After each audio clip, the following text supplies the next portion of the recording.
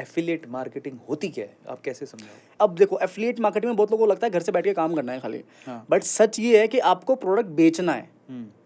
अब उसके लिए प्रोडक्ट बेचना आना चाहिए, सबसे पहला स्टेप ये, सबसे पहला स्टेप ये। तो उसके लिए आपको मल्टीपल स्किल सीखनी पड़ेंगी, पहली चीज़। अब आपने एक चीज़ पूछी थी अभी कि एफिलिएट मार्केटिंग होती क्या है।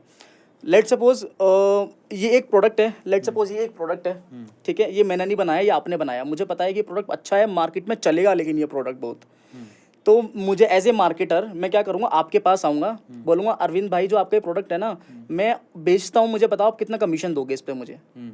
आपने बोला भाई एक सेल पे मैं काम करता हूँ तो ये 40% की कमीशन देता हूँ मैं, ठीक है।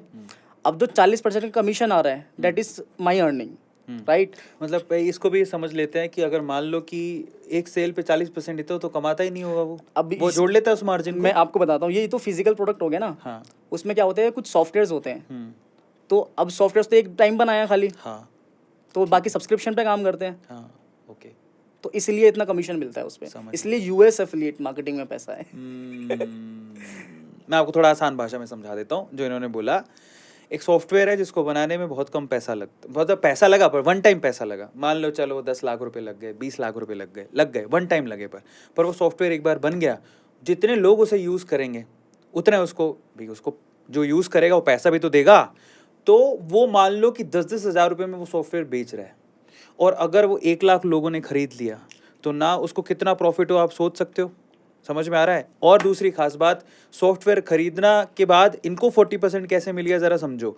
मान लो वो 10,000 रुपये में बेच रहा है, 4,000 रुपये इसको दे दिए, 6,000 रुपये उसके पॉकेट में। अभी तो उसने 10 लाख लगाए थे, एक कस्टमर से 6,000 मिले हैं, लेकिन जब वो सॉफ्टवेयर खरीदेगा, बार बार अपडेट करेगा, वहाँ से रिकरिंग अमाउंट जो उसको मिलता रहेगा, उसमें एफिलिएट मार्केटर नहीं होता, तो वो वहाँ से कमा लेता है और ये शुरू में कमा लेते हैं। अब समझ में आ गया आपको, क्योंकि आप अपडेट भी तो करते हो, विंडो भी अपडेट करते हो, कोई भी सॉफ्टवेयर अपडेट करते हो, या फिर साल भर बाद उसे वापस भी तो खरीदते हो, क्योंकि उसकी एक लिमिट होती है। समझ में आया? तो इस तरह इसमें भी एक ट्विस्ट है। हाँ बताइए। आपने अभी बोला ना कि मतलब वो वन टाइम मुझे मिल रहा है, मुझे भी वन टाइम नहीं मिलता है उसमें। अच्छा, उसमें रिकरिंग है। जितनी बार वो अपग्रेड करेगा उस हाँ। पे एक परसेंटेज सेट होता है, लेकिन उस पे 50 नहीं मिलेगा आपको। हाँ। मतलब मल्टीपल एफिलिएट प्रोग्राम्स होते हैं। हाँ। तो उस पे क्या होगा कि लेट सपोज पे 100, आपको 100 में से वो 10% दे दिया, किसी पे आपको 15% दे दिया, अकॉर्डिंग टू द वेंडर। जहाँ भी उसको लगता है ज्यादा प्रॉफिट उस पर हो रहा है, वो उसके अकॉर्डिंगली आपको कमीशन देगा, लेकिन हर एक अपग्रेड पे देगा।